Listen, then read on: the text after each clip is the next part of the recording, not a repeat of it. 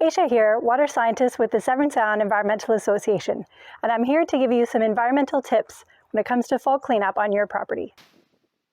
It's that time of year where leaves are starting to come down and property owners look to start cleaning up and winterizing properties in the Severn Sound watershed.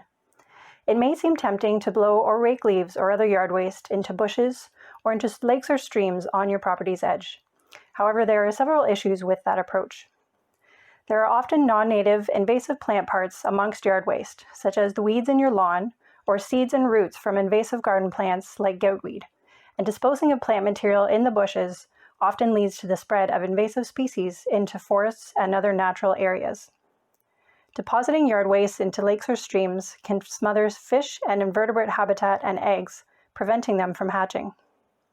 Although it is natural for tree leaves and branches to get blown into the water, and this material does provide food and habitat, it's much more spread out and enters the water in small amounts at a time, whereas blowing leaves into the water represents a large load in a small area. So bag up your leaves and sticks, or better yet, use it as mulch around your yard or in composters, and the ecosystems in Severn Sound will thank you for it.